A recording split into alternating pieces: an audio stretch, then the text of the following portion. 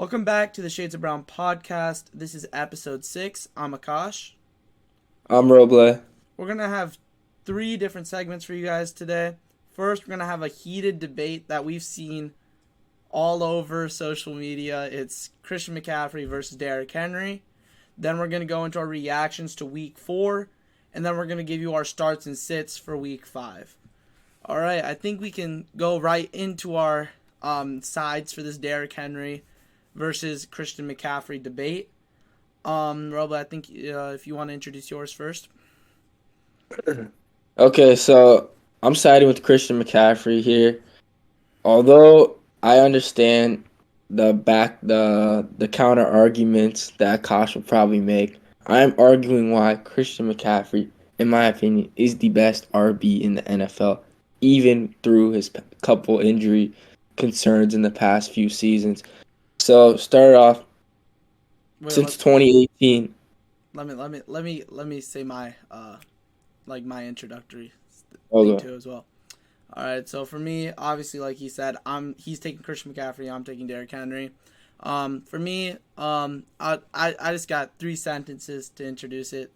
Derrick Henry's a better RB than Christian McCaffrey for many reasons. In my opinion, Derrick Henry shouldn't even be in an argument with any current RB on whether he should be the best RB out of any of them. I think he's already a top 10 RB of all time, and he's on pace to be a top 5 running back of all time. And yeah, I think, you can go into your argument now, Roble. Okay, so obviously, when we look at total stats, McCaffrey's going to come up short because he hasn't had the sheer amount of game volume that Derrick Henry has. So I'm just going to be arguing off a per game basis. So since 2018, Christian McCaffrey has averaged 24.3 rushing opportunities, 135 total yards, and he's played 91% of the snaps in his team's games while he's been on the field. And the past 3 seasons, no running back has had the amount of opportunities, not just rushing, receiving, obviously, and that included as well. Then Christian McCaffrey, Ezekiel Elliott, and Saquon Barkley. And then the predominant reason why I think Christian McCaffrey is the best RB in the NFL is his receiving upside. No running back since 2018 has averaged 8.2 targets, which is Christian McCaffrey's. Nobody's averaged more than that coming out of the backfield. And I think his sheer receiving volume plus his running upside too, he's averaged over 4.0 yards per carry and 5.0 yards per carry since he's entered the league. He's a very good rusher, and I just think that injuries aside, when you just look at everything together, he's the full package. He can do everything. His stamina is not an issue. He can play every snap. He can come out of the backfield. He can run through the tackles. You can dump it off to him. I just think that if I'm an NFL GM, I'm going to take Christian McCaffrey over Derrick Henry if I'm trying to build a team because just he has so many more attributes than Derrick Henry. I think Derrick Henry's kind of one-dimensional in the sense that once once you ask him to do certain things outside of just running through the tackles, I think becomes a bit limited. Passing volume, small sample size this season. I don't think that's going to be consistent throughout the whole year. But aside from that, Derrick Henry's a great running back. I just think that Christian McCaffrey's better. All right, so I'll start off by making a counter argument to your point of saying an NFL GM should take Derrick Henry. When you're an NFL GM and you're factoring in who you want to trade for, who you want to draft, and anything like that, injury is always taken into concern. So when you look at Christian McCaffrey, who is injured once again in the 2021 season, and was injured for basically all of last year for 2020, an NFL GM will not want to take that. And it's not just because of the injuries that they would not want to take McCaffrey and go with Henry. When you look at Derrick Henry, he is built to take you deep in the playoffs. And he's shown that. He has the durability to do that, and he has the talent to do that. In 2019, where it was his first season as the full-time starter for the Titans, he had 1,385 yards. And then in the postseason, he had 182 yards against New England. He ended that dynasty. Brady was out there. He was out of there, bro. After he saw what Derrick Henry did, he's like, I got to get out the AFC. And then after that, Derrick Henry, 195 yards against the Ravens. And then he unfortunately only had 69 yards against the Chiefs. But he showed that he has the ability to single-handedly bring an offense to deep into the playoffs. McCaffrey hasn't shown that yet, and I think one of the things you said, he had a 91.4% usage rate, right? Or snap share, one of the two. But the Yeah. thing is, when you look at that, you also have to factor in the lack of talent that we've seen on the Panthers in the last few years. So when you say, oh yeah, this person has better stats than, not better stats, but on a per game basis, they have more usage than another player. Of course, Christian McCaffrey will have more of that because he has less competition for touches in either, like, in both in the receiving game and in the rushing game. Both of them don't have like too much competition for I mean, Derrick touches. Henry doesn't even play third downs unless it's like third and like two and So below. doesn't that also kind of connecting to Christian McCaffrey being a more versatile back No, and it's being just able more of how the to scheming works. They have a really good receiving back in Tennessee, and they decided, oh yeah, so we might as well rest Derrick Henry for these long third downs, and then use our receiving back that we had. We saw in his first year as a starter, they had Dion Lewis, and now they have Jeremy McNichols, I believe his name is, who's literally only used his receiving game. So they use him when they can, but this year especially, we've seen Derrick Henry more involved in the passing game. And then as we progress through his career, I believe that he will start seeing more and more passing volume as he works on that part of his game. I mean, definitely I think you brought up some fair points. I just want to address the NFL GM thing. Christian McCaffrey is 2 years younger than Derrick Henry. I think that also has to play a factor He's two into years who. younger and he already has worse durability issues. I think most of McCaffrey's injuries so far haven't. I wouldn't necessarily consider Christian McCaffrey injury prone It's at been this his stage. hamstring. I think no, the hamstring I think was kind of precaution by the coach. They've been winning pretty good. I think he'll be back in a couple of weeks. Did they put him on IR? I No, don't but think. he's not playing this week again. He's been out for 2 weeks. It wasn't precautionary. He just wasn't And what was usage. his injury last year? Same hamstring. It was except it was a grade above what it was now.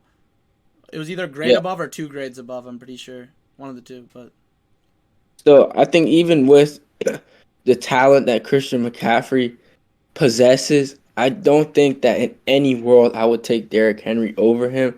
I think that Derrick Henry, if in scenarios where the situation is not ideal and he is not getting ridiculous volume, he is not putting up the numbers that if you're an McCaffrey NFL GM who's does. picking a running back to base your team around, wouldn't you be giving that running back the volume? Not necessarily. It depends who you have behind center. You're giving. Wait. Okay. Okay. I'll take that back. Derrick Henry sees over 30 touches a game. I'm saying depending on the quarterback you have, and if he can get the ball It's like saying downfield.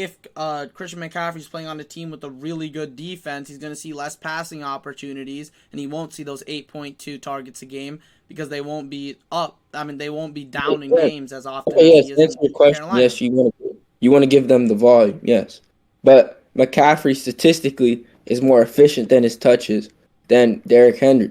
Christian McCaffrey yards after. Okay. So if you're talking about being more efficient, he averages zero point 0.4 more yards per touch. So what you're saying is he's more involved in the passing game, yet somehow, some way, in the passing game where you should be getting more yards than you would just on the ground, he's only averaging zero point 0.4 more yards per touch than Derrick Henry.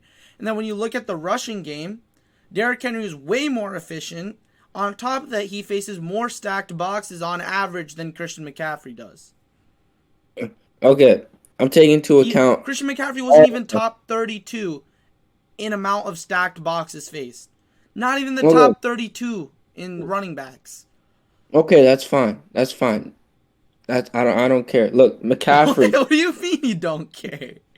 McCaffrey averages 5.49 yards after catch.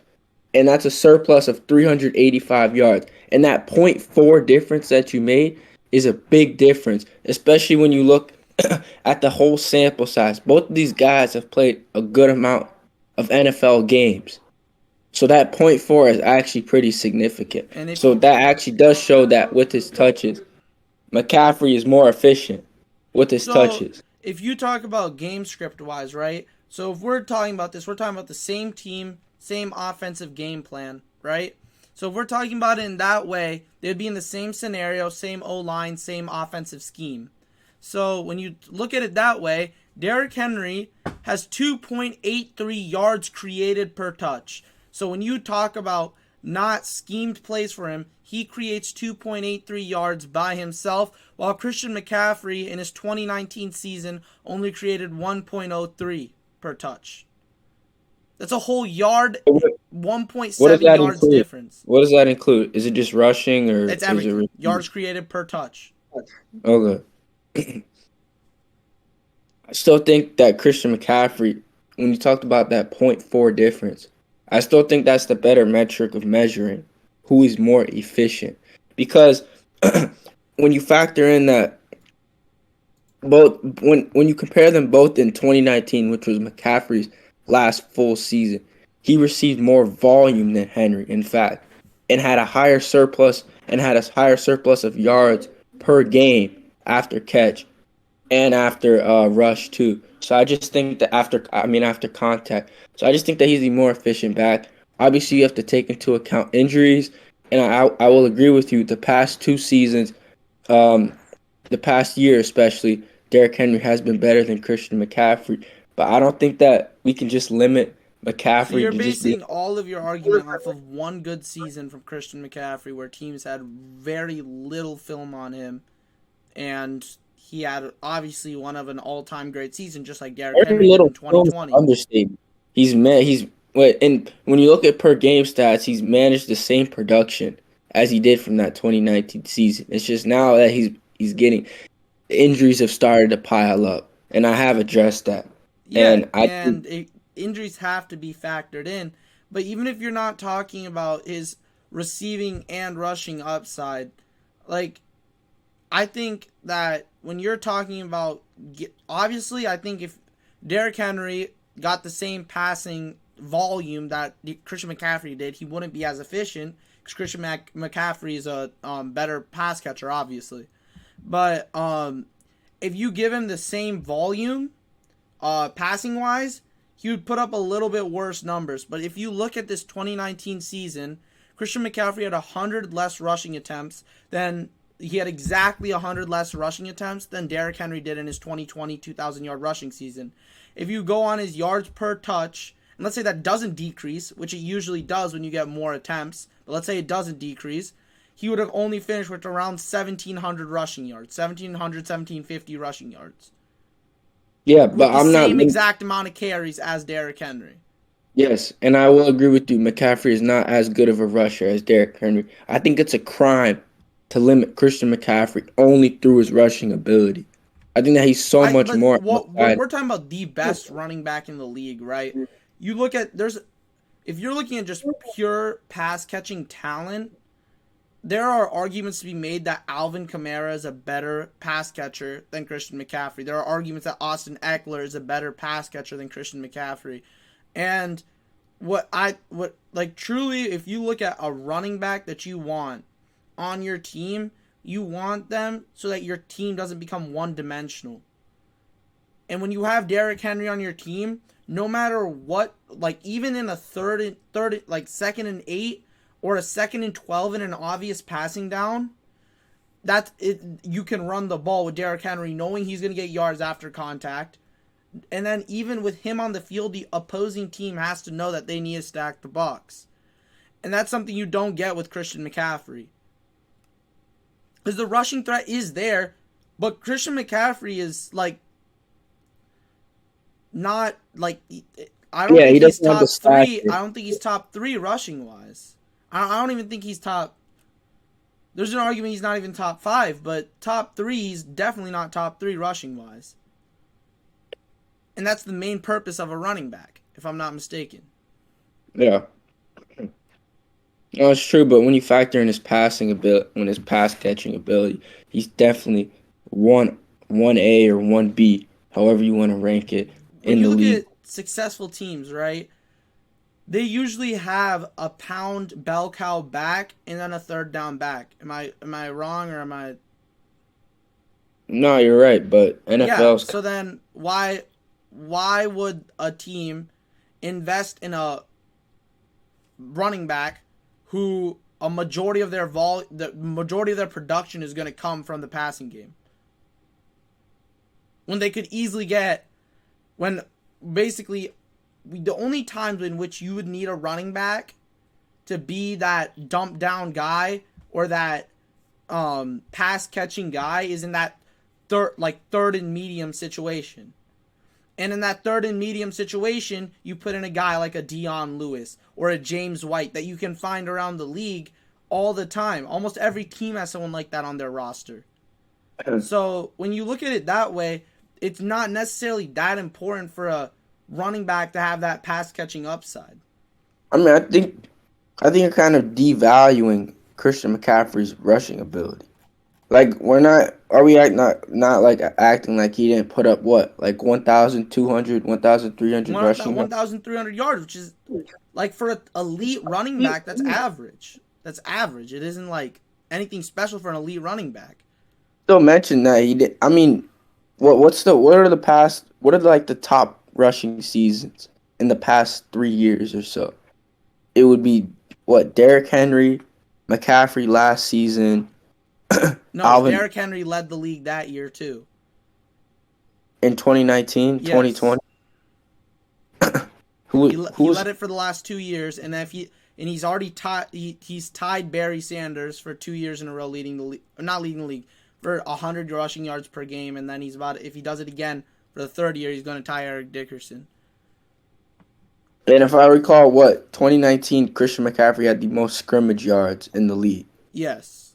Yes. So I think he had a was it a 1,000 season Yeah. or okay, yeah. So I think that season is what Christian McCaffrey is able to do And if but he the is. thing is, you're not guaranteed that season And that's not from Christian McCaffrey. That the injuries, he's shown that he's not reliable to do that. See, no matter what happens, whether he's, I don't care if unless he's like, even if he's able to put up The 100 sad rushing thing yards, is, 100 receiving yards per game, but he's not on the field for 10 games a year, you're not going to want to take him over Derrick Henry or even other guys in the league. In my opinion, this whole argument that everybody's having, Derrick Henry versus Christian McCaffrey, shouldn't even be happening. It should be Derrick Henry versus Nick Chubb. I don't think Christian McCaffrey is number two, and I don't even think he's number three. I think Dalvin Cook is better than him as well. So when you look at it, right, Christian McCaffrey brings to the table when we're looking at a pool of elite running backs, right? He brings to the table average rushing ability and elite receiving ability at the running back position. But then when you look at the league, there are only two, and then maybe you could say Dalvin Cook, straight pure rushing backs that you will know can give you 100 rushing yards any given day if you give them the touches. Nick Chubb, Derrick Henry, and then maybe Dalvin Cook. But then when you okay, wait, let me just make my point real quick. Christian McCaffrey, the sad thing is the injuries.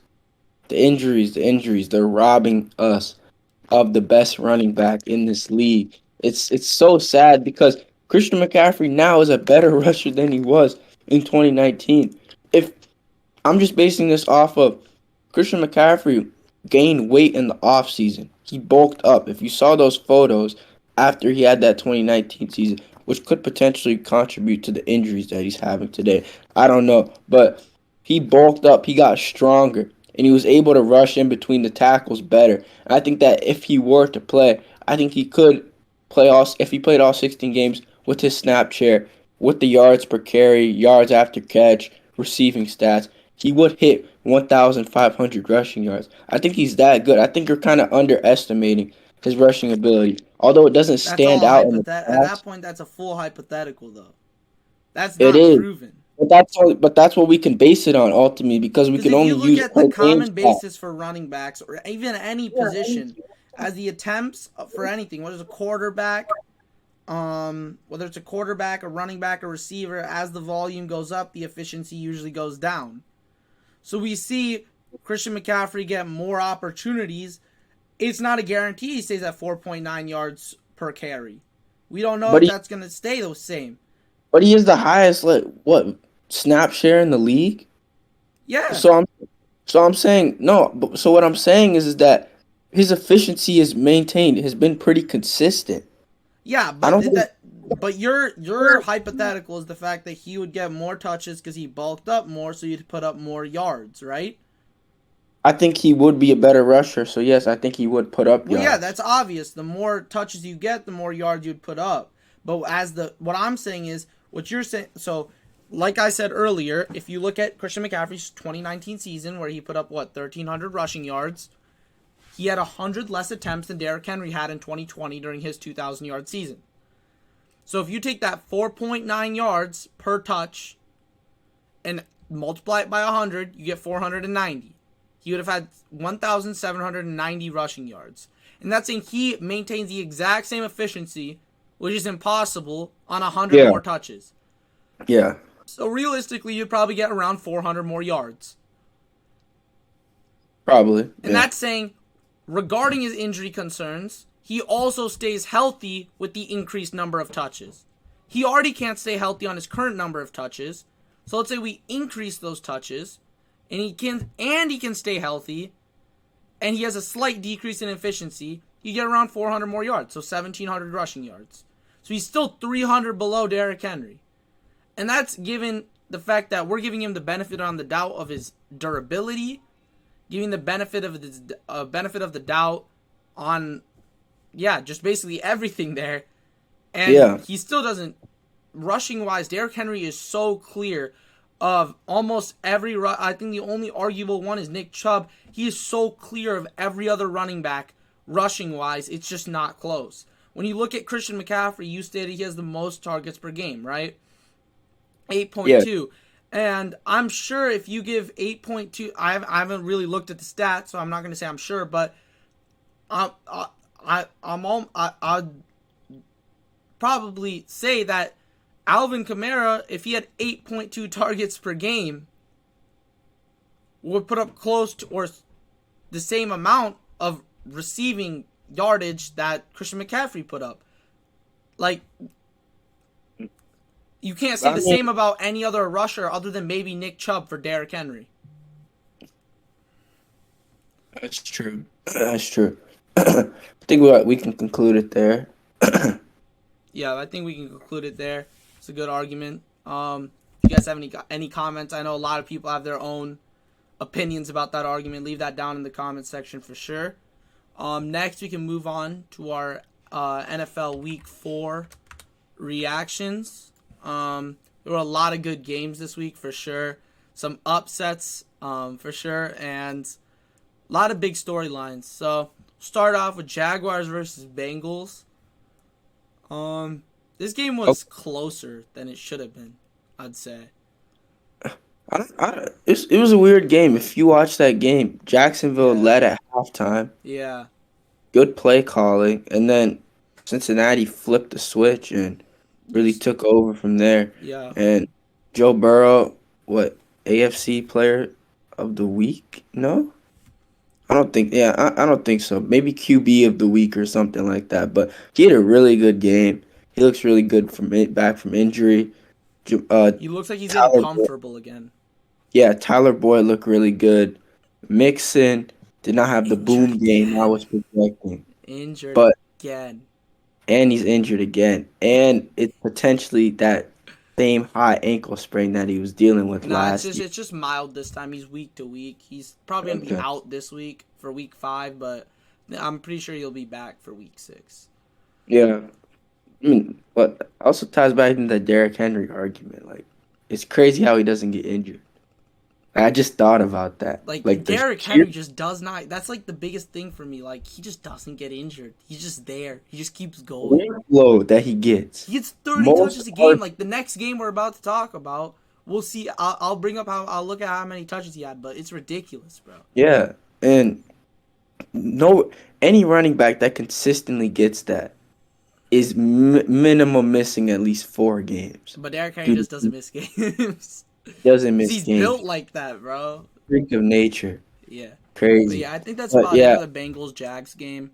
Bengals are surprising a lot of people this year. And the Jags really, the now Urban Meyer's in this whole debacle, like it's just not looking good. yeah. There's some bright spots. Trevor Lawrence flashed some of his potential for sure in that game. Obviously prayers out to DJ Chark, broke his ankle. That was sad to see, but I think the Jags have a good future. Just this year is definitely not their year. Next, Titans versus Jets. So yeah, if we look at Derrick, he had 33 carries. Like 33 carries for 157 yards and a touchdown. Like that's ridiculous, bro. Like 4.9 yards per carry. 4.8 yards per carry. Yeah, that's ridiculous, man. I don't know. Again, I see the excuses that the Titans can make for why they lost this game. They didn't have either of their starting receivers. I don't think that's the reason why they lost the game, though. It's that defense. It's playing like absolute crap. I mean, Like Zach Wilson looked great. yeah. Like that throw to Corey Davis was probably the best throw we've seen from a rookie quarterback this year. That throw was beautiful. I'm not even gonna lie. He scrambled out to his right. Corey Davis was running a crossing route. He told Corey Davis to go deep, and he threaded the needle between. It was like a sandwich. There was a safety, Corey Davis, and a corner all running upfield. He threaded the needle straight into his, hit him straight in the middle of the numbers. 8-4, the ball is right here. Into his hands in the end zone. Throw was beautiful. It was like 52 yards, I believe. Yeah. That throw was really good. I mean, Zach Wilson sure has some upside, but I like their coach Saleh. I think he can turn this organization around slowly. I don't think it'll happen right away. Obviously, there's a lot of things that need to change. But I think slowly with the core that they have, they can slowly change this, turn this ship around for sure. Yeah. And it was a solid win. It was a solid win. Just want to touch on one more thing. Ryan Tannehill has looked abysmal to start the season. I mean, this is what I saw in Miami. He has zero ability to create outside of the pocket. The O-line's been faulty this year. Derrick Henry's still producing, but that's another topic. And his receivers were out. But I think he took around 6 to 8 sacks, which is just embarrassing. And most of those were on him just running into traffic. So I think that he needs to step up his play. And Tennessee are not as good as they were prior seasons. Yeah, I agree for sure. But I still think the Titans will win the AFC South. Who's in there? Just because of how abysmal that division is. The Jaguars, the Texans, and the Colts. I still think they win that division. And they may win it with 8 or 9 wins. But they're going to go out first round of the playoffs.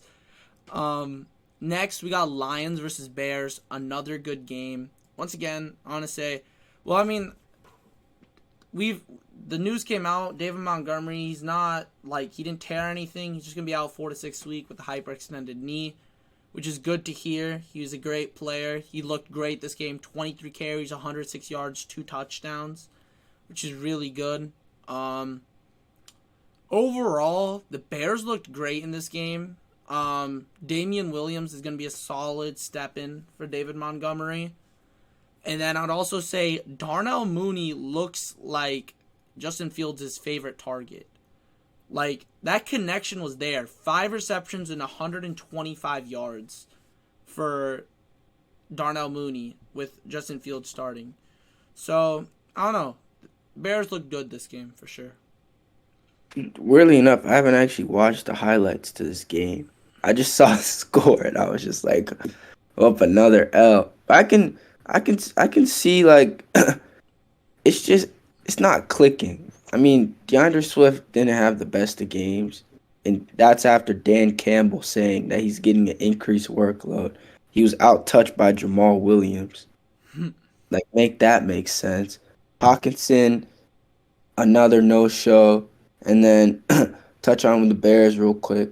Fields was all right. I think he good game management, good game management that game. He He really, didn't do I anything think he made crazy, but he didn't do anything nothing stupid. crazy. Yeah, nothing crazy, nothing stupid. He did what was needed. He hit Mooney a few times. Allen Robinson just looks like a shadow of himself It's still. not even So him. It's just he's not getting targeted, bro. he's Like not. I don't I know don't if know. like Matt Nagy hates the guy or I, I I don't know. like He's he is a he's top 10 receiver talent wise in the league, and they're not drawing up like if you look at any other top 10 receiver, there are plays drawn up for them. yeah. There's just nothing drawn up for Allen Robinson. It's just like I wouldn't be necessarily as concerned if he was getting targets, but he's not even getting that. So like yeah. if there's no volume coming from anywhere, I just think that Allen Robinson is definitely a fantasy flop at this point in the season. Which is unfortunate, but yeah. I just want to touch on one of the plays that I saw. The Lions snapped the ball to Jared Goff. It hit him in the shoulder, bounced off of his shoulder into a defensive lineman's Oh, hand we for got picked an off. interception. Tell me how that's possible, bro. Like the Lions are something else, man. Like that's all I can say. Oh man. Just it's just sad. That's all. I don't know. It's just unfortunate at this point. Next we have Colts versus Dolphins. Carson Wentz looked better in this game for sure. Really weird to me. Marlon Mack was in. They were talking about trade talks with him. Then all of a sudden he got carries this game, which usually doesn't happen when you're trying to trade a player. You don't want to risk injury, but Thought either they were. way, didn't really affect Jonathan Taylor this time. Played great. This is what we saw last season.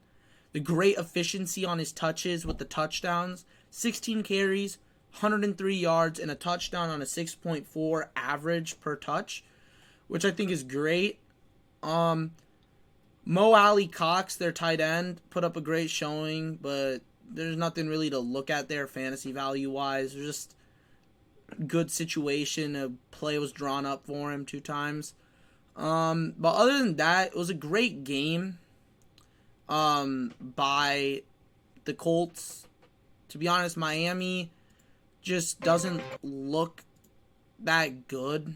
I mean, like, Brissett Yeah, didn't play bad, but the run game just isn't there. Like, why is Myles Gaskin getting 2 carries? Why is Malcolm Brown getting 8 carries? Like, I just don't see what they're doing. I it's don't not know. good. Like, It's Will not good. Fuller is not really doing anything. After they acquired him, people thought he'd have a big year. It's just nothing's really working for the Dolphins. Um, yeah, I don't really know what they're missing on offense. It seems as though other than the QB, they have the talent. Like Myles Gaskin last year showed he has the talent. Then weapons wise, they have what? I know. I said this. I said this at the start of the season. They're not making the playoffs again, and they're gonna regress. And that has nothing to do with the quarterback. Like I watched a lot of Dolphins games last year. I think they were a tad bit overrated. I think their defense, although it had a few good pieces, I think is not as top tier as people were making it to be. And then the offense is just so limited. It's so dry. The play calling, just everything. Like there's no creativity. It's the same play calling every game, and on top of that, they're not getting their best weapons opportunities to get open. So I think in Miami, it's a really disappointing situation. I don't think their roster is good enough right now. So I think the situation that they're in right now isn't bad because they clearly have a lack of talent on that Yeah. roster. and they really need to address that with draft picks. I don't think trading the farm for Deshaun Watson is the answer because you're basically sending Deshaun Watson to the Houston Texans of 2020 effectively because you're trading out all those pieces that they currently have and you're acquiring Deshaun Watson, but that's another story. Touch on the Colts real quick. Quentin Nelson is going on IR. He got injured again after having two all pro seasons. So it's kind of sad. JT, I don't know if he'll be able to match this efficiency for the rest of the Quentin Nelson season. wasn't playing in this game already. Oh, he wasn't? Mm-mm. No, he got injured. I swear. He's on IR now. Yeah, he was injured in the previous game. Oh, okay. That's my bad. But I don't know. I don't think I think Jonathan Taylor is a potential. I don't know. I feel like he's a sell candidate at this point. I don't see how it's going. I think the Marlon Mack thing, the 10 touches, I think that's just to boost his trade value up to see what they can get out of him. He only went for 2.2 yards per carry. That's nothing special. In fact, that's quite underwhelming. Colts are just a 8-9, 9-8 team at this point. Yep. They need a lot of work. And their schedule is so difficult. Like, this is one of their Is it? easier games. They're going to play the Ravens next week. Like, it just gets harder as the season goes on for them. Yeah. So, yeah, it's going to be a tough road for them. They may be able to win that division, take it away from the Titans, but it's going to be a close one for It'll sure. be a But slug I disagree this with Jonathan Taylor. I think morning. Jonathan Taylor is an RB1, and I think he showed that. Nyheim Hines he had more receptions than Nyheim Hines in the last game. He had the most touches, and he got a touchdown. I just think he has the most talent in that backfield, so he'll end up getting the most touches. I think you're the one who made that argument to start at the beginning of the season that he has the most talent in that backfield, and that'll carry him to fantasy points. And based off of what I saw, especially in that last game, I think that's true. Next, Browns versus Vikings, defensive shootout. The Browns look good. The Vikings, Dalvin Cook dudded out. I don't think Dalvin Cook should have been playing that game. He didn't look 100%. I think they should have rested him anyways. Might have been better for the team too. Okay, you mind if I touch on something real quick? Yeah, go for it. Baker Mayfield was abysmal. I don't know if anybody actually watched this game, but he Yeah. was missing on so many open throws. That Odell And one was bad. Odell one was disgusting. I mean, Odell was wide open and he overshot him like Yeah. 10 yards. Just he was off under 50% That complete defense is rate. carrying them right now. Their defense is The run game. them and the And Bills are the two best defenses in the league right now for what we've seen so far. yeah, Myles Garrett, Deep force of nature. I just I just want to like if we were ever to get on around to a Baker Mayfield debate, it's just like when people say like the contract that's rumored for next season, Like, bro, I've seen 30 million figure. Browns fans say that Baker Mayfield's better than Lamar Jackson. Like, no. Like, just stop. Baker Mayfield is the third worst QB in that division. He's worse than Lamar by a lot, and he's worse than Joe Burrow. He's better than Ben Roethlisberger because Ben Roethlisberger doesn't know how to throw the ball anymore. But, like, that's it. Baker Mayfield is an average QB at best. Average, yeah. And the thing is, if you sacrifice that big of a cap to him, you're gonna be losing so many defensive key players and potential weapons on offense, and that team's just gonna end up stagnating. Like, Like, they have such a talented roster to waste that much cap. I mean, yeah, I just don't know, man. I don't know. Yeah, I mean I don't really. know. What could you can't I mean, I trade guess him? they are freeing up space by not having to re-sign Kareem Hunt, and That's like 4 or 5 million. Like Baker's gonna be taking up 1/3, 1/4 of the cap. yeah, Like that's he's just not worth that much money. he's not. I mean, like if you can seriously potential. Like I'm being like I know this is Madden, like Madden-esque, and obviously like this would not work in a real world. If you can potentially trade Baker Mayfield, get get some like way better quarterback or potential draft pick that's in like the top 5 or something. Obviously, this will never happen. I'm going ahead and doing that, bro. I don't Yeah, know what team thinks that Baker Mayfield is an elite quarterback and he will carry you to the wins. Texans, they can get Deshaun Watson. That would be scary.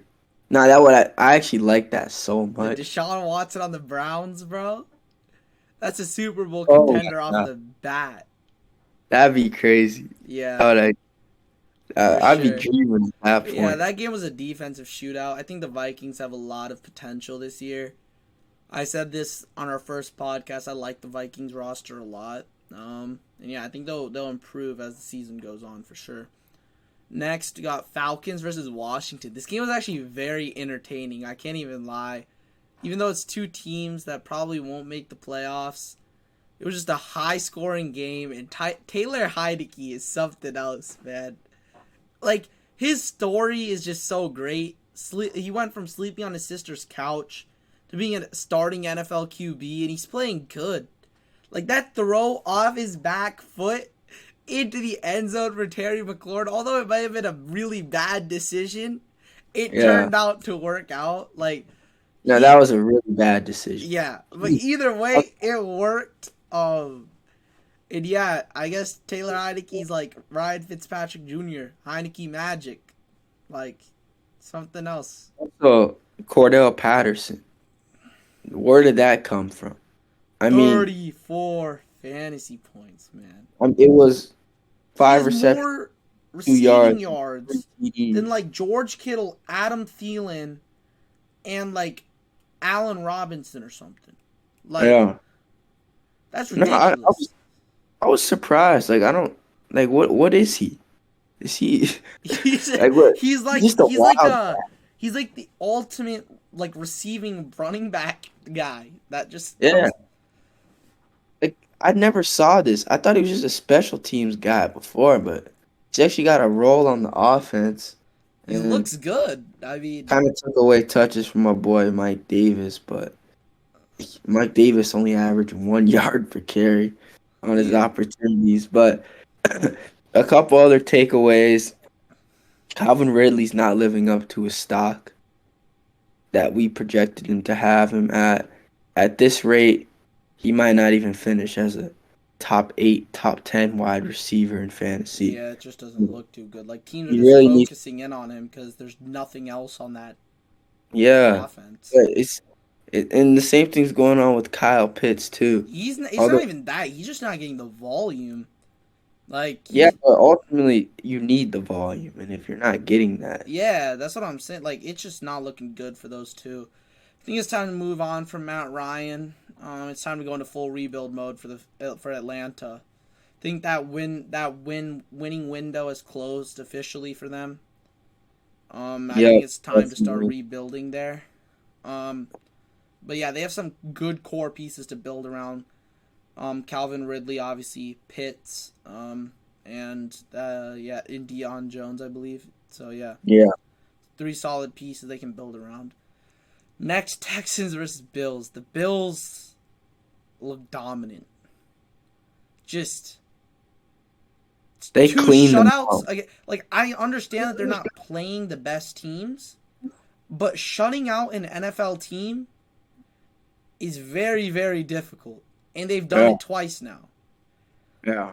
Like, I for mean, me, I think they're the second best team still behind Arizona, but there's a very good argument for them being the best team in football right now. Josh Allen is playing great. Everyone on their offense is playing a crazy role. Zach Moss looks great. Um, like, Diggs is Diggs. Emmanuel Sanders is stepping up. Dawson Knox is like all these random tight ends are all of a sudden making big splashes. Like Dalton Schultz, Max Williams for the Cardinals, and now Dawson Knox. Like these 3 guys are all being like they're playing great for their teams. Gabriel Davis is obviously playing well. Cole Beasley's just that slot guy, the reliable guy. and their defense is playing out of their mind. So yeah, I don't know. The Bills look great. Texans, on the other hand, not so great. Like, to be honest, they looked good at the start of the season with Tyrod Taylor, and then unfortunately the IR and their team just went to crap without him. So I mean, it's just do they unfortunate. do they have a third string? Because this Davis Mill guy, Davis Mills, whatever his name is, threw 4 picks I mean, and I think he's a completed 11 rookie quarterback passes. that's in a terrible environment and was playing in rainy weather, which factored into it. And he's playing one of the best defenses in football, and they were down and they had to pass a lot. But at the same time, he didn't play well. But I mean, against the Panthers, another great defense, he didn't play bad. He was very efficient. He just didn't show that big play ability. He looks like a person who could be like a career backup, Yeah, like a he's Brian serviceable, Hoyer. serviceable Yeah, QB. just a serviceable QB. I think those conditions weren't that great for him, obviously. But yeah, the Bills look dominant. Texans, unfortunate. They're gonna have a high pick again next year. They got to figure out that Deshaun Watson situation ASAP. And yeah, that's probably it. And then we had another great game: Giants versus Saints. I mean, I'll start with Yeah, this yeah, one. go for it. This was actually a really entertaining game. Ended up watching the highlights. I think it was good games all good. It was just a good game all around. I think a few takeaways for me. I think Winston played better, but I don't think that he's allowed that freedom yet. I know it kind of sounds weird, but he's kind of like Sean They're like Payton's holding kind him of got. back. Yeah, he's holding him back. He's still got the chains on him. I think if you do let Jameis loose, you could potentially see the interceptions from that one season. Well, he had like a 30-30 season in like 2018 or something like 5K that. passing yards. Just a crazy season overall, but 30 interceptions isn't great. But I think if Sean Payton does allow that, I don't know what will happen to Jameis. So it's potentially good that he is kind of restricting the play calling. And then Alvin Kamara is being used in a completely different way than Like what I thought he's he showing was. his rushing ability. He's showing his rushing ability, and he's getting 0 targets out of the backfield. Like, I mean, zero. Like, the receiving upside is non existent.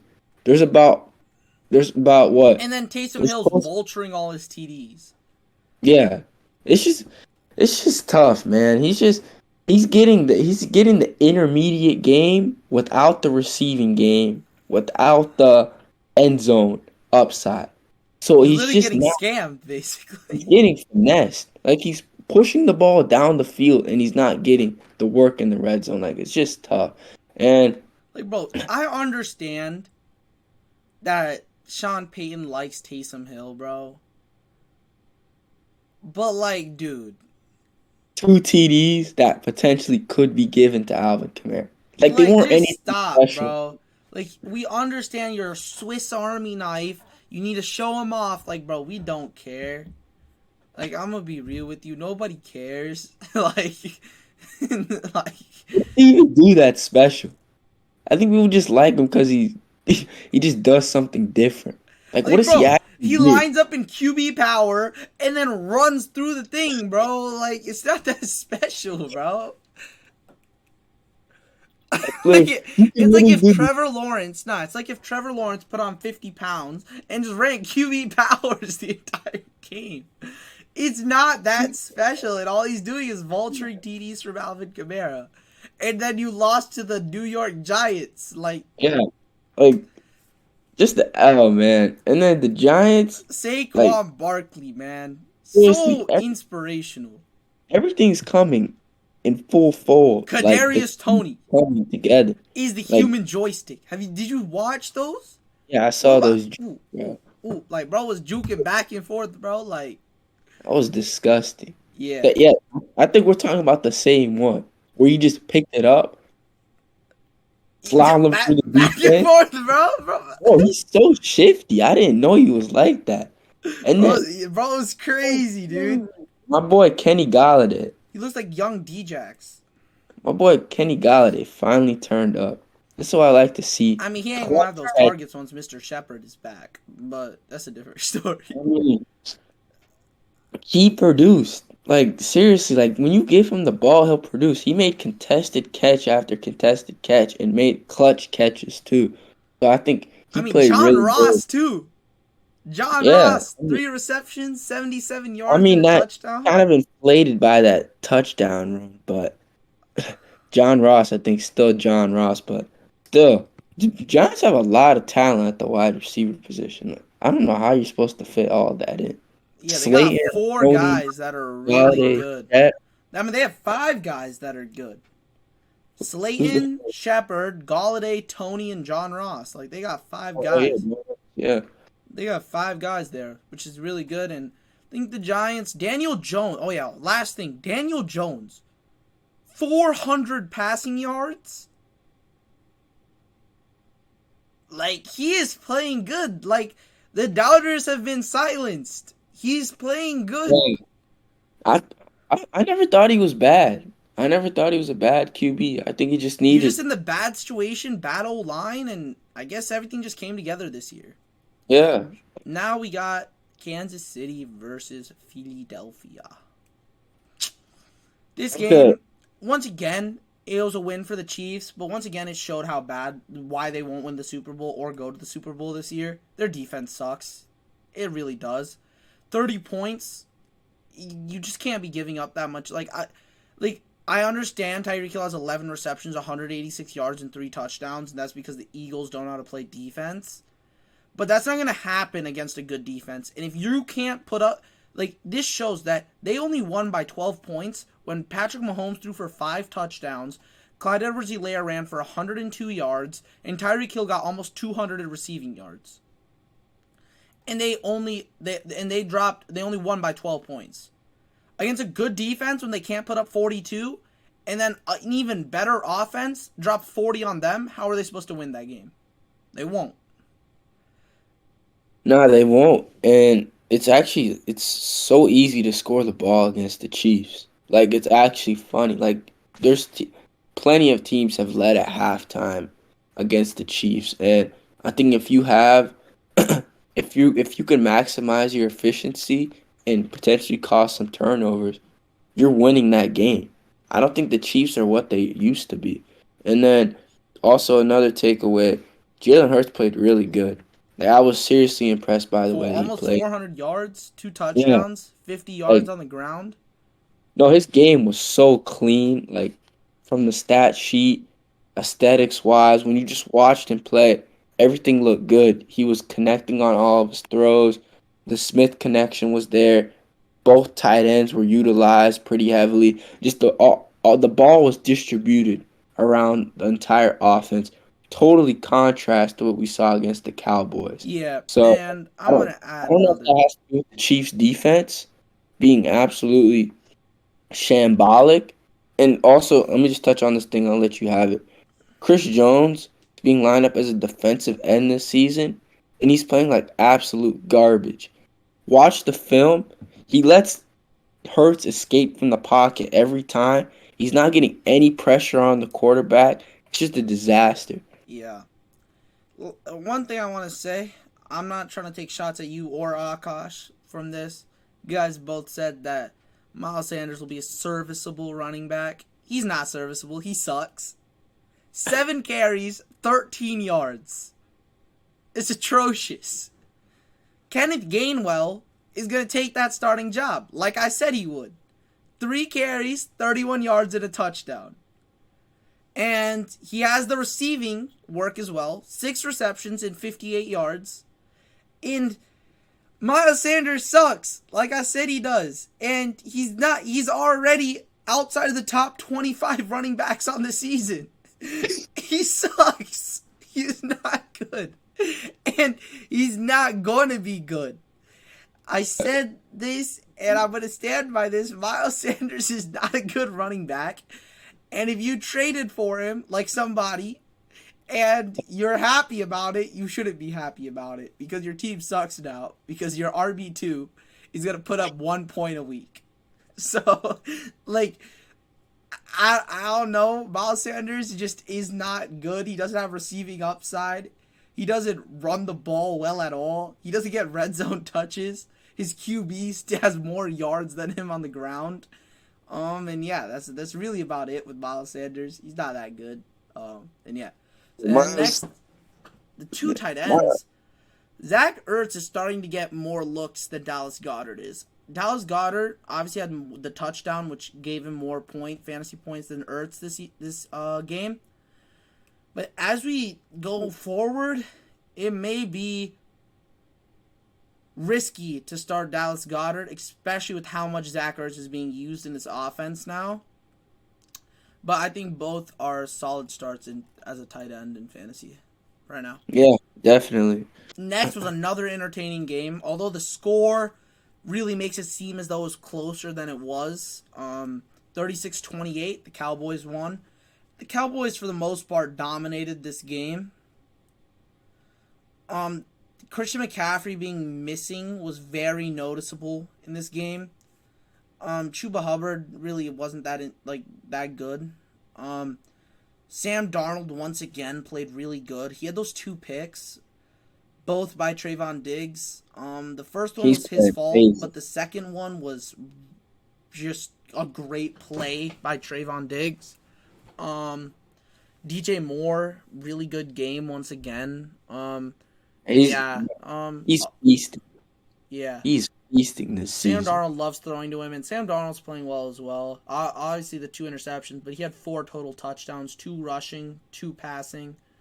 Sam Darnold is probably a start every week now in fantasy. He's really good. And yeah, I'd say that's about it when you look at the Panthers. I think they're going to have a solid season. I don't think they're going to win the NFC South. They may be in contention for a wild card spot, potentially. And yeah, but the Cowboys, on the other hand, Dak Prescott, 4 touchdowns, super efficient, very little yards, but super efficient. Zeke is not washed. 20 carries, 143 yards, and a touchdown. I mean, it's just sad to see that the receivers aren't being used now with Amari Cooper and CeeDee Lamb. Like, Amari Cooper Yeah, got that long it's the game touchdown. script. The But game Dalton script. Schultz is getting more, like, touches and stuff than Lamb and Cooper are, which is It's the surprising. game script thing. I think it's the game script thing that you talked about. Yeah. Where like were they down any point in this game? Nah. So they just pounded the ball down the field, ate up the clock, and they got in the red zone and maximized their efficiency. I think 4 different players had a receiving touchdown. Yep. Wilson, Jarwin, Schultz, and Cooper all had receiving touchdowns. Ball was distributed around. Lamb had a bad outing. He's Nothing changes for me. I think it's just one bad game, but I think the Cowboys are a really good football team this year. And what they released what's his name? Jalen Smith. Jalen Smith. So I don't know. I always thought him and DeMarcus Lawrence were super overrated for what they were being paid. I don't think they were ever at any point the best players in their positions, and they were being paid like that, which is what Jerry Jones likes to do. Get the headlines and pay his players ridiculous amounts of money when they really aren't worth that. DeMarcus And Lawrence is good, but yeah, I agree with Jalen Smith for sure. I mean, is DeMarcus Lawrence the best defensive end in the league? Is he No, even not top even 3? close. He's probably like top 7, but Yeah, that's about it. but still, it doesn't guarantee 20 million a season or anything like that. But that's another debate. Cowboys look really good, like seriously, really good. I'm really impressed, and I think it's gonna be really good for them this year if everybody can stay healthy. Yep, for sure. Next, we got another good game. Seahawks 49ers. My Seahawks came out on top. I was happy about this for the most part. Seahawks played well. Tyler Lockett is that boom bust guy we thought we know and love. Russell Wilson Played just pretty good, just like Dak Prescott. Very efficient game. Not many passing yards. Something that's concerning is Chris Carson. Chris Carson is injured with a neck injury, and Alex Collins touched the ball almost only 3 less touches, but he had 14 more yards and a touchdown, which is concerning. But then DK Metcalf had a good game, and yeah, it was just an overall good game from the Seahawks. And yeah, Trey Lance on the other hand, it's his first NFL start, which is It obviously you have to was give him something for mixed. that, but wasn't anything impressive. I didn't see anything like crazy about him. Obviously, that rushing upside. He didn't start the game, He but looked scrambled. He didn't really know. I mean, I don't blame him. He wasn't preparing for that. yeah. Debo Samuel is a wide receiver one in fantasy now, especially with Trey Lance if he's a starter going forward, because Debo Samuel's like his safety blanket. He's what George Kittle should be, but isn't. Debo Samuel has been hot take. He's been better than Cooper Kupp this past month. No, I'm being serious. If you look at the games and the points and everything like that, he's been more consistent than Kupp this month, which is Why? kind of Because Cup had this one bad game this week. Kupp had that one bad game, and Debo hasn't had a bad game this month. Uh, This past month, is that true? yeah, it's true. Let me Even see. against what's it called? He put up 13 or something like that against Okay, Cup put up like 11. It's basically the same thing. basically the same, but still, both have been ridiculous. Yeah, And both have been also, great. I I think that Trey Lance needs to be the starter. I've looked at a lot of 49ers Twitter. Jimmy G is not the answer. And what they? They're 2-2 right now. They won their first two easy games, and now they're two and Yeah, two. Debo has not been better, bro. He had a 16-point game and a 10-point game. Okay. And then you had the And then he had the two 30-point games. But Cup has had three 30-point games and then a 10-point game. So, yeah. let me look at it. Okay, yeah. Cup's had two 30-point games, Then the not other three. one, like 26 or whatever? It was 23 Oh, against the Bears. But yeah, it's actually been pretty equal. no. I It's mean, not equal. How are you seeing this as equal? it's not. It's not. Cup is marginally better. Yeah. But we'll see what happens. I think definitely if you were to debate about those two, Cup definitely gets way more volume than Debo Samuel. So I don't think Mm, it's close for the rest of the season yeah, in that's terms of true. outlook, and he's in a better offense. But I don't 49ers, I thought they would beat the Seahawks. But Mm-mm. now it's like they're the worst team in that division. Like it's kind of crazy. And Kyle The division Shanahan, is tough. It's going to be it's tough. tough, but they don't have that quarterback. If they keep starting Jimmy G, you traded the farm for Lance. And the thing about Lance is that people saying let him get experience sitting on the bench. He played one season, I think, as a starter of college football, and it wasn't even like in the first division of NCAA football. I think it was in like the second division or something like that. Whatever that thing is. He needs to play. He needs to get experience. And he actually looked pretty good when he came out. Did he throw for two passing touchdowns? Am I right? Yeah. Like But I mean, like, one of them was like, one of them was a wide open play design to Debo it wasn't even Samuel. a design. It was just a complete blown coverage. Like, he was Yeah, like wide open, 30 yards down the field, just standing still, and the ball just like came to him, and he just ran 90 yards, bro. yeah. Jimmy G would be obviously able to do that same play. So I'm not saying anything about that. I just think Lance needs experience. Yeah, I agree. Like I the agree. guy's barely played under 30 career. He's played less than what 30 career games. Like this guy needs to play, and especially what you gave up for him. What's the harm? Jimmy G's not gonna get you back to another Super Bowl. The rest of the Not. teams in the NFL improved massively 49ers stagnated, and they've actually got worse. Their cornerback options are super poor. I think Mm-hmm. they signed Barrett to a 3-year, 22 million. He got injured in the first game last year. Akilo Witherspoon left. Like they're so dry at corner, and their defensive line without Robert Saleh in the schemes that he was implementing. It's like a shadow of themselves last year. I'm just really disappointed about the 49ers because they're like my second favorite team and I watch them regularly, and I'm actually like really disappointed with the way that they've played. And it's not on the new defensive guy they hired or anything like that. It's simply down to Kyle Shanahan and Jimmy Garoppolo. Both of them need to step up, and I think Trey Lance should be the starter. Yep, I agree. I think we're gonna move on. Cardinals versus Rams.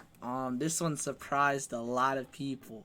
Almost everybody had the Rams winning this game, and the Cardinals came out and put on a show. I mean, there's really not much else to it. Kyler Murray, once again, played great. Like, he's gonna be the MVP unless he has the most massive choke job we've ever seen. Obviously, not talking about Russell Wilson because he chokes every year. The MVP. That's a whole different story, though. But yeah, Chase Edmonds, 12 carries, 120 yards. James Conner, 2 touchdowns. AJ Green with that long touchdown. Max Williams, another good day from him. Just an overall good team performance from the the Cardinals, and they won this game by 17. They won convincingly. And yeah, I just think that Rams defense just did not look like themselves that game. They were just getting the Cardinals were just marching up and down the field. It looked like. So. I sneeze. Oh, never mind. It went away. It's really difficult to defend Kyler Murray. Like seriously, it's the stuff that It's he like does is Lamar Jackson who can ridiculous. toss the ball 70 yards down the field. It's ridiculous. I sent you this one play. It's just it's a little QB scramble to the outside. But that outside pressure from the Cardinals is basically cutting off that. He slips out and there's another linebacker And he coming. just makes everybody Slips out. miss. And Like, he just makes everybody miss and gets 10 yards and a first down. It's those little things. And the ability that he has to throw the ball is super underrated. Like he can spin that thing downfield with accuracy and power. He just looks really good, man. I'm really happy for him. Everything looks like it's coming together. And I mean, if you do power rankings, what, they're the best team in football right now. yeah, it's either Like, them or the still, Bills. I mean, that's really. yeah, they look really good. Whether they'll be able to keep that up for the rest of the season, I don't know. But right now, they look really good. So, good things for them. Also, one more thing, Chase Edmonds, I was completely wrong about him. Like, he's getting the volume. He's getting everything that I didn't think he would get, and he's efficient too. I think it'll just be a matter of time. James Conner's super injury prone. He's dealt with injury. He hasn't And finished like his the thing is, 16-game Chase season Edmonds has been this consistent without TDs. without any TDs. So Yeah, what I've been saying is that if Chase Edmonds gets those touchdowns, if he gets one touchdown, he's automatically over 20 points on the week. So exactly. he's consistent. He is a great RB2. He's like a mid to high end RB2. I love him this year. I have him on my teams, a couple of my teams, so I like him a lot. And yeah, I think that's about it with the Rams. I still think the Rams can win that division. I just think they need to shore up some things on the defensive side of the ball. I don't know. The Cardinals are just destroying. The Cardinals are just playing out of their mind. If we're gonna be Yeah, real, so yeah. yeah. Next, Steelers versus Packers. It's really sad to see. I'm gonna be real with you. Sad to see just Ben Roethlisberger, the decline. It's just bad, bro. He doesn't look good. Like, it's just not good. I mean, Deontay Johnson's playing well. Like, his receivers are good. His weapons are good. Najee Harris looks like the safest running back option in fantasy football right now. but it's just Ben Roethlisberger's holding them back. I mean, there's really nothing else to be said other than Ben Roethlisberger's holding them back. I mean, going into the season, we thought it would be the offensive line holding them back. It's not even the offensive line. It's Ben Roethlisberger. Like, the offensive line has been average, to be honest. It hasn't been below average or anything. It's just been average. And it's just been Ben Roethlisberger. He's just not good. Like, there's really nothing else more to it. That The Packers it's played a good game. They played a solid game. Nothing crazy. But they beat them because Ben Roethlisberger isn't good. yeah. There's only so That's much a literally defense can it. do for you. That's literally it. I mean, you hold the Packers to around 20 points in the third quarter. Like, at the time of that, they had around like 7 points. And the game ended up finishing 17-27. Like, the defense could only do so much. Like, you They can't were making expect them to plays. just hold these TJ great Watt, offenses to like 10 points for you to win. Like, they that got lucky against the Bills. To be honest, the Steelers shouldn't have a win right now. Like, the Bills just had a really, really, really bad game, and they got lucky. That's what it's TJ looking Watt, like. 2 sacks. Devin Bush, sacked. Both of them had 10 tackles combined. Minka had 6 tackles. I mean, Like, like, defense is playing really good. It's just the literally issue is Ben Roethlisberger. Like, it's so bad. He can't advance. Like, I've seen a stat circle around CBS. His percentage throwing the ball over 15 yards is like less than 10%. Like, it's it's terrible. abysmal. It's literally It's so abysmal. bad. He's not throwing the ball with any power, It's any like he's like conviction. floating the ball like some fifth grader from freaking. Yeah. It's so bad. But yeah, I don't know. I feel bad for Steelers fans. They really thought this would be their year. It looked like it would be their year too. But it just doesn't look like it. They have to try to play for a QB. Once again, Bro, we another were spot that hyping up could look those to trade for Deshaun Watson. Ben Roethlisberger preseason clips. Yeah. Like, Like, to be preseason's a honest, drug, bro. bro, they should trade for Deshaun Watson. They got the pieces to do it. Bro, trade the farm, bro. Just trade the farm. Like, they're not even gonna have a good draft position, I feel like. Because they're Because just he's going to actually win a couple games. They're going to win like 6, good 7 at three games. So they'll games. just be like 14th, 15th pick. Yeah. Yeah, so I don't know. Next, got Ravens Broncos. I mean, we all expected this. The Broncos were 3-0, but they played terrible teams. Ravens Teddy really B got injured. That beat. didn't help out. Yeah, But the Ravens beat them down. This is one of my biggest pet peeves. This Vic Fangio guy getting mad about the Ravens running the ball on the last play to keep their record. Like, to be honest, like, I would do the same thing. Like, bro, you lost the game. I can do whatever I want. Play till the clock runs out. It's not a given rule that they have to knee the ball. Like, I don't know why they're getting so mad. Like, you lost the game. Deal with it, my guy. Like, what was he upset about? I didn't so it see was this. like the last final play of the game. The Ravens, I believe it was 4 yards away from getting 100 rushing yards on the day. And if they did that, they would tie the NFL record for most games in a row with 100 rushing yards. So John Harbaugh was like, screw it, let's run the ball. And they got 4 rushing yards. So they got the record. And then Vic Fangio on the sideline chucks his headset on the ground, starts cussing out a whole bunch of people, and goes into the post game conference and starts yelling and screaming. It's just disrespectful, man. Like, bro, we don't care, bro.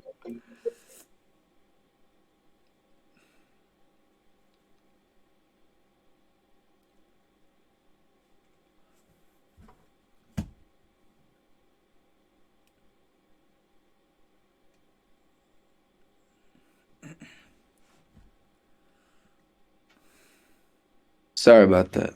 Yeah. So yeah, I don't know, man. Like, Vic Fangio really made himself look like a clown, in my opinion. Like, that's all I got to say about that. Yeah. So next, we got the Buccaneers versus Patriots. Tom Brady's return to Foxborough. This was entertaining, to be honest. It was super entertaining to see that battle. You could see how much Tom Brady cared about that game. if you just watched it. Yeah. Like No, he wanted that win. you like that one run. Did you see that run for 10 yards for a first down? He ran the ball. Fastest I ever seen him, And then bro. when he got up, did you see a smile on his face? Like he was on the ground still, and he was looking at the first down marker to see like if he got it or not. He was like straight smiling when he saw that he Yeah. got it. Like bro, he was playing his heart out. Mac Jones played a great game. Overall, it was just a great game. The way it finished with that field goal doinking off and falling out, like it was just a great game. Um, Oh yeah, Nick Folk. yeah, Yeah. it was a Tough. great game to be honest, and I think it really showed us. Like lots of people are saying, "Oh yeah, this proves that Tom Brady was the whole carry." No, I think this proved that it was a half and half. Um, Obviously there's other teammates involved for sure, but when you're talking about just Tom Brady and Belichick, it was a 50-50 from both sides. Both sides put in their thing, and that's why I think one is the greatest of all time and one is the greatest of all time at the head coach. And I think that's why it is like that. And yeah, I think that really put a like bow tie on that Patriots dynasty, and Yeah, for sure. it was a For great sure. I game. mean, Mac Jones, like, I don't know how long Belichick's gonna be around, but he looks really good. Like, And I he think was he'll hitting. learn a lot from Belichick. And even if Bill Belichick retires, I think he's gonna have at least 3, 4, 5 more years with Belichick before Belichick retires. Yeah, And I yeah. I think he mean, can definitely get into the playoffs, make some deep runs for sure. He looks yeah, talented. I think Jacoby Myers looks great as well. Like I like Jacoby Myers, especially in fantasy. He is a PPR machine. The targets, the receptions, it's all there. You know what's one of the craziest things? He has 120 something receptions, and he doesn't have one receiving touchdown. Did you know that? I didn't. Jacoby Myers has more passing I mean, touchdowns than he does yeah. receiving touchdowns in the NFL. Cam Newton tax. That's all. Dude, Yeah, he was. I started him 1 week in fantasy, and like Cam Newton didn't even throw him the ball. So like, I mean, I can kind of understand that stat, but that's still kind of crazy. yeah, He's a really good receiver though. But yeah, Mac Jones looks really good. Future of the Patriots is in safe hands. yeah. Next we got Raiders versus Chargers. Chargers were dominant in this one. Once again, Yeah, the score makes it look like it was closer than it was. Eckler dominated. Mike Williams slowed down a lot actually. Um, but overall, Herbert played a great game. Eckler looked super good. The tight ends were involved, and the Chargers defense. That interception by Derwin James to seal the game was crazy. And poor yeah, read from Carr. huh? Horrible read from Carr. Yeah, I don't know what he was looking at. Like Derwin was all over And Waller. he did that route so hard. Yeah, Like, Derwin is the best safety in football. Just saying. yeah, no, Like definitely, bro. like I Like, I like him a lot. I have him at 1, I have Minka at 2, and then I have Jesse Bates at 3. But he can do everything. That's the he's crazy the thing. best. He's like the best tackling safety. He's really good in coverage. Like he's great, Almost one on one with Darren Waller. He studied that film. He knew that out route was coming, and he and he followed it to the jumped. T. Yeah, and he got the pick. I mean, Raiders. I think we kind of saw this coming. Eventually, the streak would kind of run out. The hot streak that they had. Still a good team, but I think teams kind of figured out how to neutralize them a little bit. They Yeah, scored. They were shut out, I think, in the first half. They still had a pretty good 21-0. third. Yeah, Yeah, I think they had a pretty good third quarter.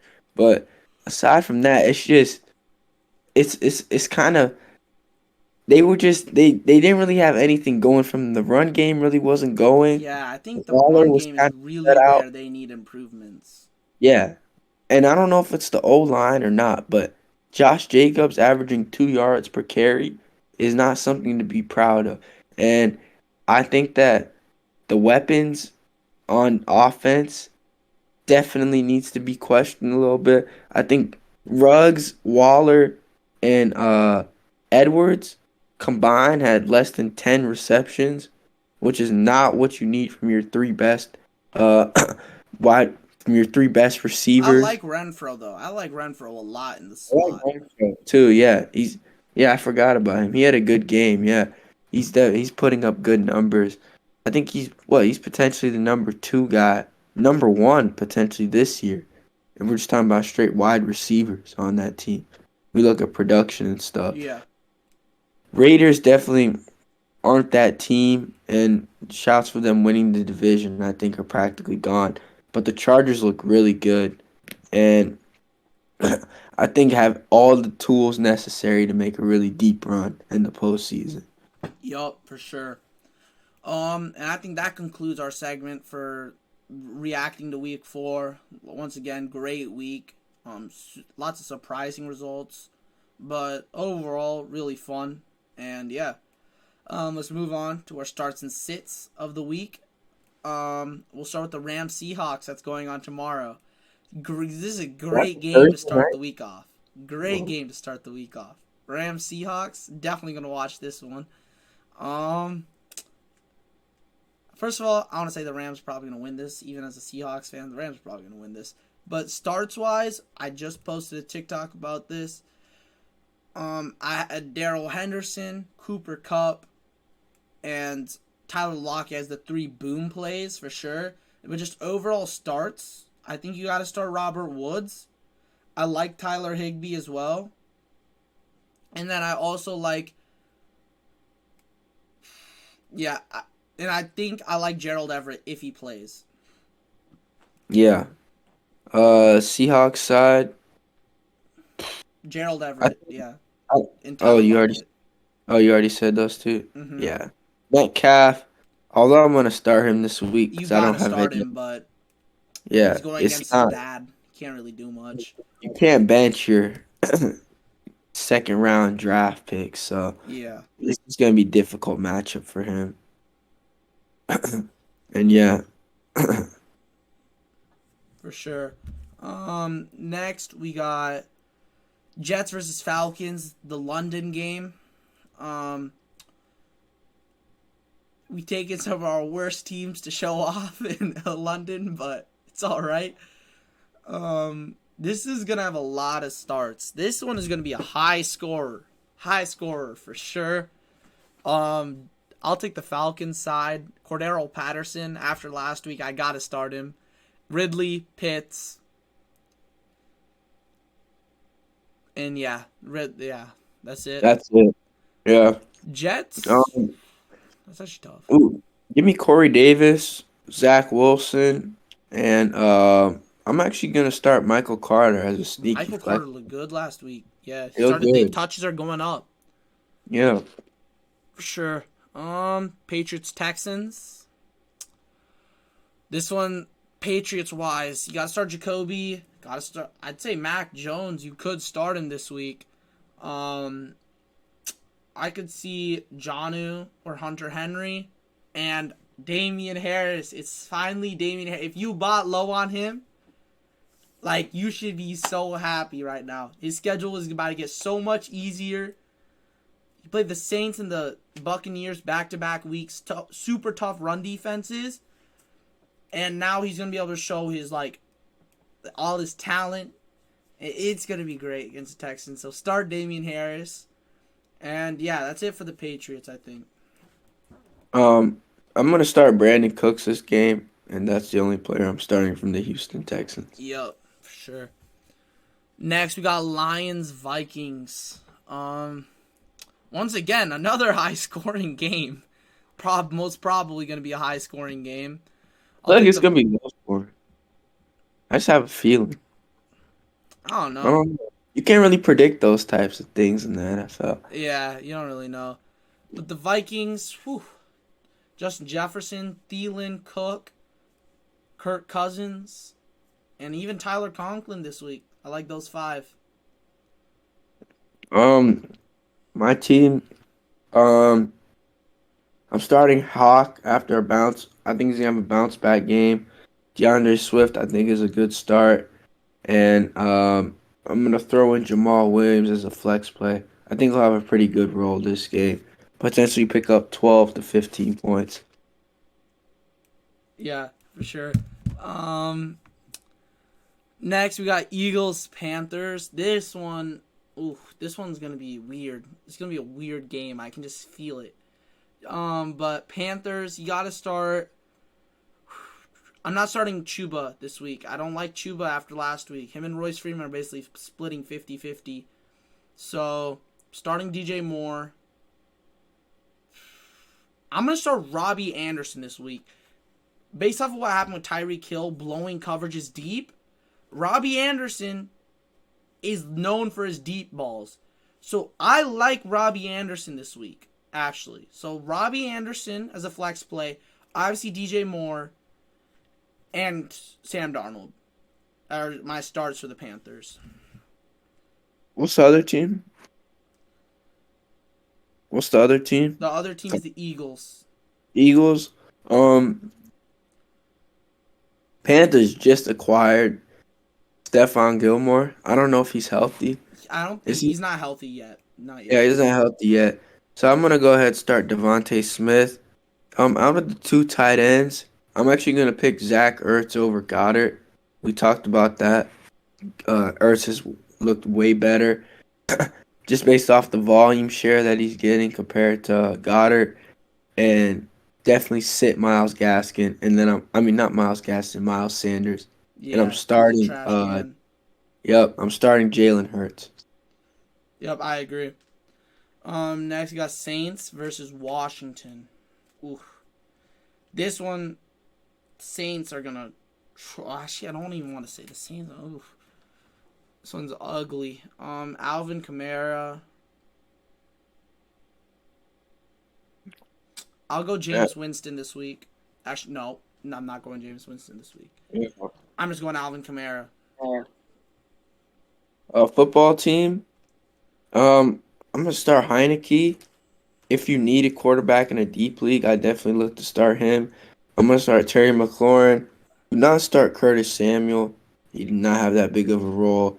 Only 4 catches, 19 yards. And start Antonio Gibson. And they just placed the tight end. Logan What's his Thomas. Logan Thomas on IR. So that's kind of a big concern. But that's red zone targets for McLaurin. So And that's Gibson will kind of get a more good thing. rushing opportunities, big time. Yeah. So yeah, next you got Titans Jaguars, another high scoring one. This will be a lot of fantasy points this week. I Actually, think the no, Jaguars. yeah, I'm gonna start Marvin Jones. and Laviska Shenault, I'm gonna start Chanel also. Titans secondary. It looks like and burnt Chark's toast. injured now, so Yeah.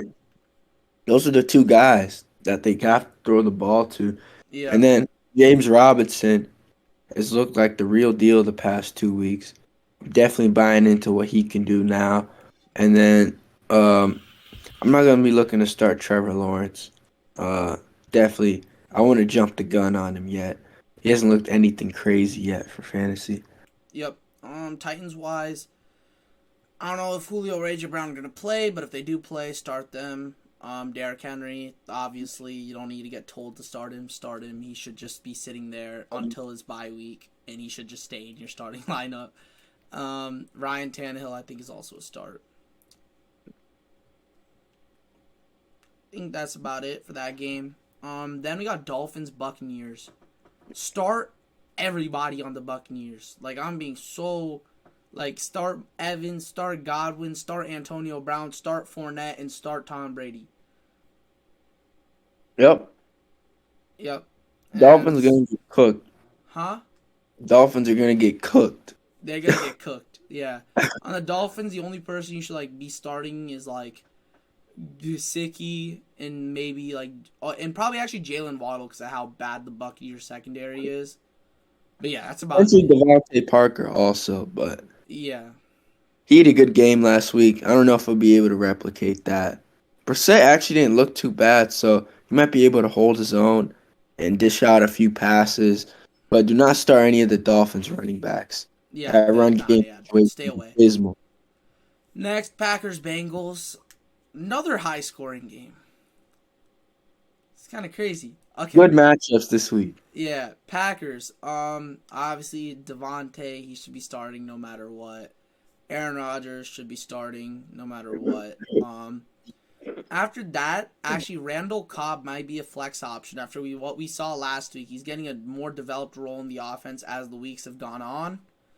Obviously, Aaron Jones, and yeah, that's about it. And I'd say Robert Tonyan if you have to, but I just don't like him too touchdown dependent.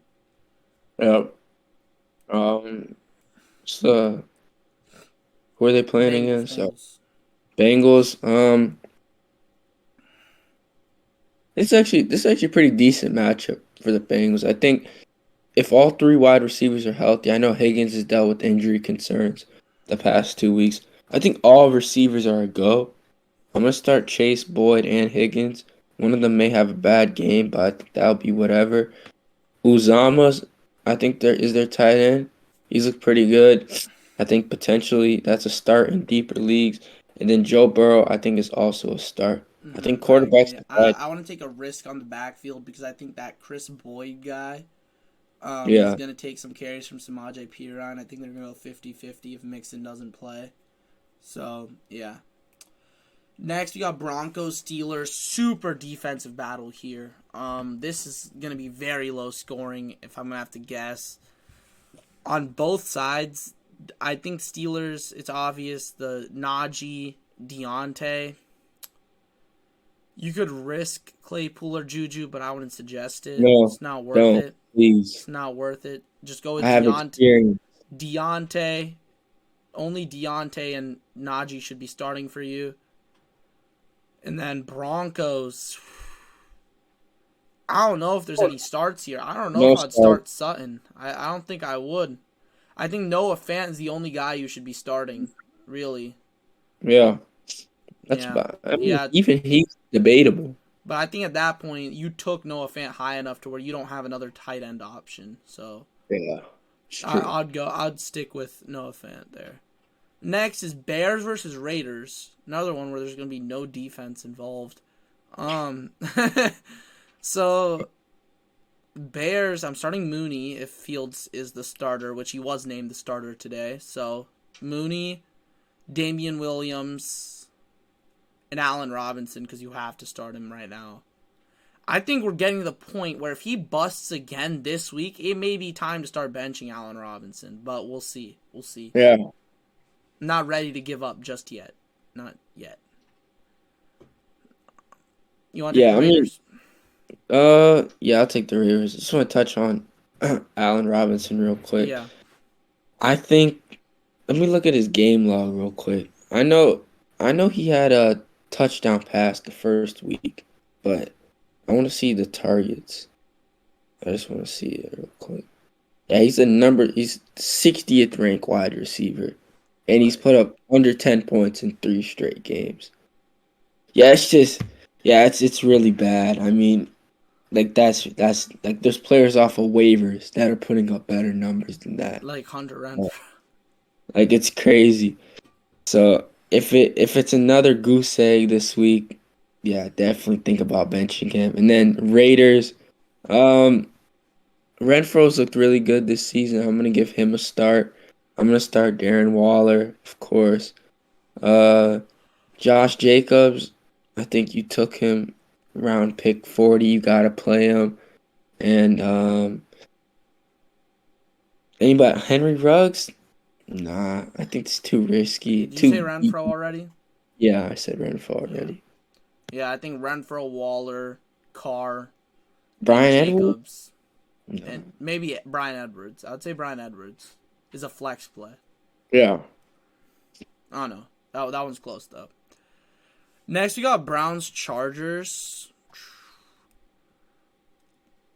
See, this one's weird because this one could either turn into a shootout or it could turn into like a super defensive stalemate. I feel like it's gonna go the way how the Raiders Chargers game went.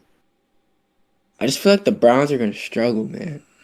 I don't know. I I think don't the Browns win this game. If I'm gonna be real with you. think so. Mm-hmm. They I play think good in big games, but I don't know. I think I the don't see Browns. Nick Chubb, obviously Kareem Hunt, Odell. Odell. That's it. Yeah, Chargers, Chargers.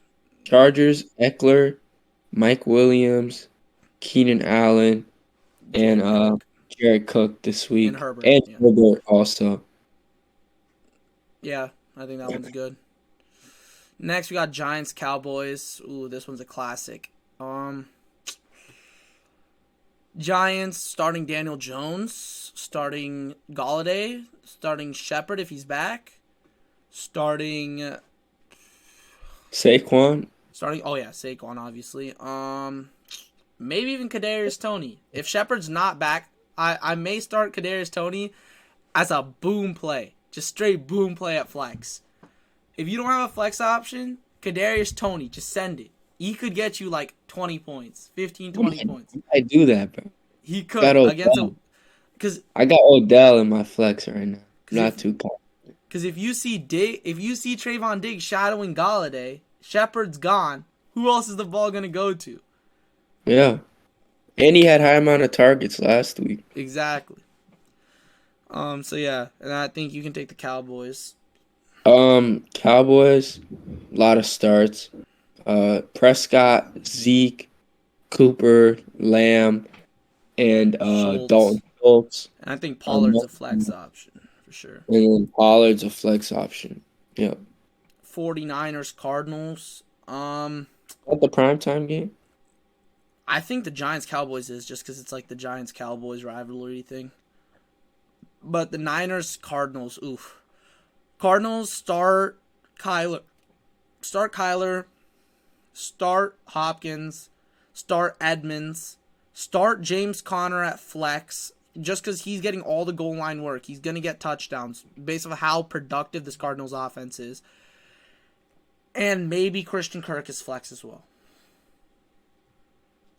Niners, Lance was just named the starter. So that's interesting news. Not starting him though, I think that's too risky of a play. Mm-hmm. I'm not starting Brandon Ayuk, and do not start anybody in that backfield because it can be somebody new every week. Two consistent starts though are Deebo Samuel and George Kittle. I want to say George Kittle has been consistent this season, but still, you took him pretty high. You have to play him. Yep, for sure.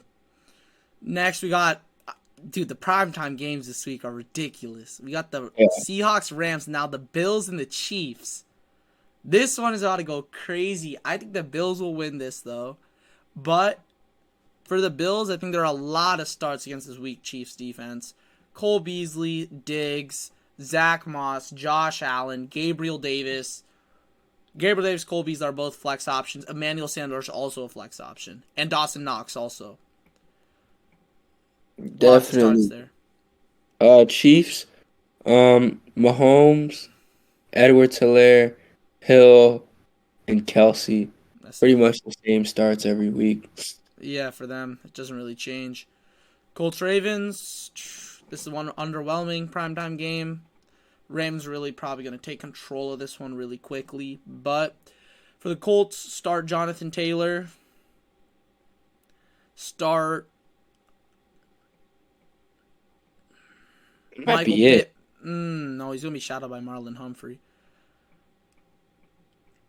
Yeah, the only person I could start with confidence is Jonathan Taylor. That's about it. Yeah. I mean, I don't think Pittman's a bad play. I'll I say mean, Pittman. he's a play, but he could easily bust and give you like 3 points easily. Yeah. Yeah, but I think this week especially, I think he's a flex option. I don't think he's a wide receiver too this week with Mm-hmm. Humphrey shadowing him. And then I'll take the Ravens here. Pretty much the same starts throughout the year. Lamar Jackson, 100% start. I'm gonna start Marquise Brown also, and Mark Andrews. Yep. Yep, You can't trust that backfield. But yeah, definitely. one thing I want to touch on: drop Tyson Williams. He was a healthy scratch last week. They're really just going with Le'Veon, Devonta Freeman, and Latavius. Latavius. And Latavius is gonna have the main role, but they're gonna rotate around. So yeah, that's their starts and sits for the week. I guess that wraps up the podcast for today. Make sure to go to the link, go to our description, follow our socials, especially our TikTok. We post there basically every day, giving you guys up-to-date news, starts and sits before we release the podcast, and our boom plays, stuff like that. Just news in general. If you want up-to-date news, go follow there. And yeah, that's about it. Remember to like if you enjoyed this podcast, and for future podcasts, comment down below if you have any questions. We can answer them. And yeah, that's about it, guys. Have a great day.